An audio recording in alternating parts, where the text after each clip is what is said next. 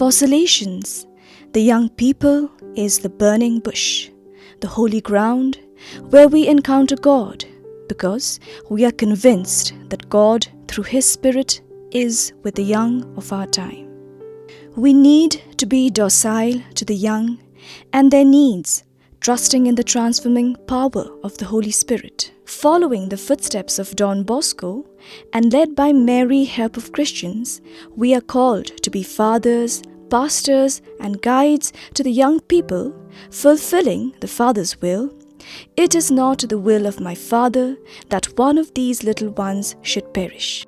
We are attentive to the situation of the young.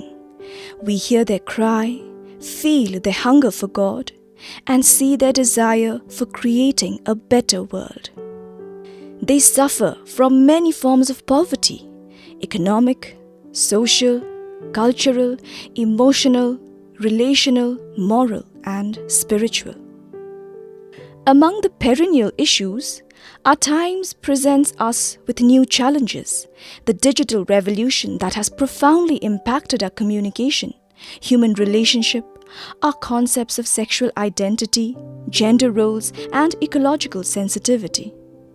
We are among young migrants, refugees, and victims of abuse and exploitation. We live in a context of religious pluralism, denominational differences, even religious fundamentalism and persecution. This is our field of work when we need to be prophetic in making clear and coherent choices.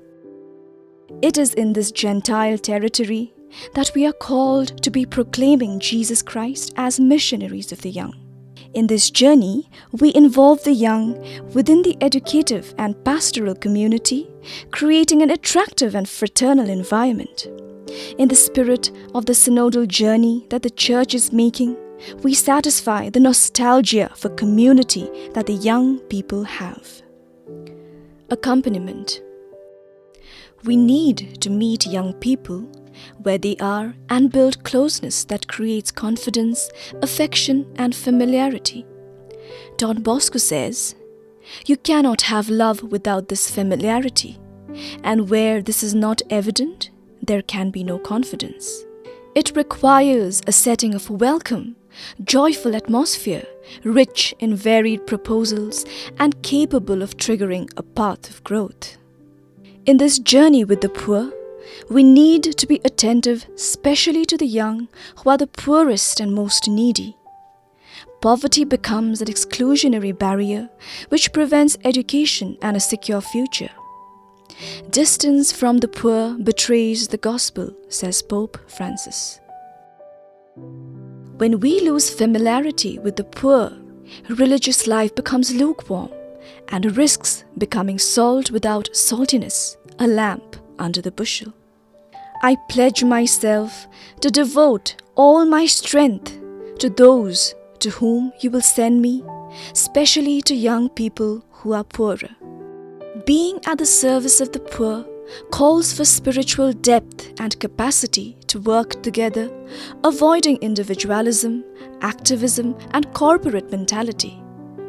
Personal accompaniment is directed also to discern deeply the meaning of his/her existence before God and to respond to the divine call. The key player in accompaniment is the Holy Spirit.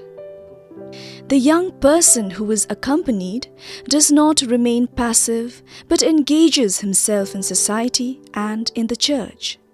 We Salesians need to be ready for this delicate task.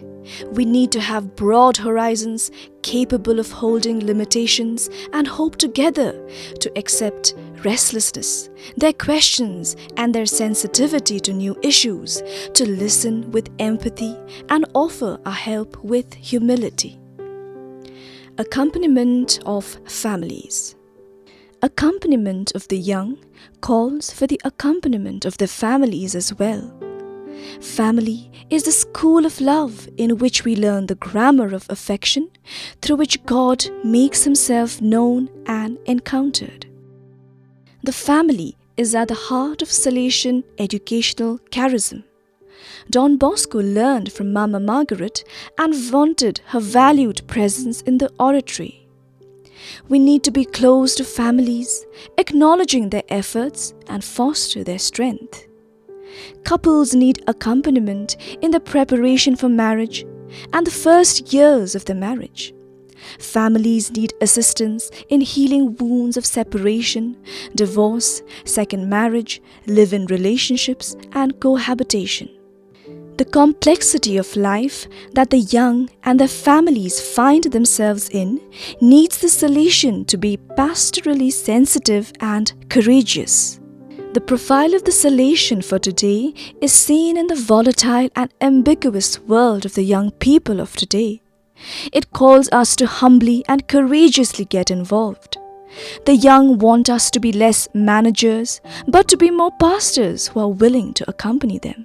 Our encounter with the young and our journey with them will give rise to prophecies, visions, and processes that will give birth to a new Salesianity.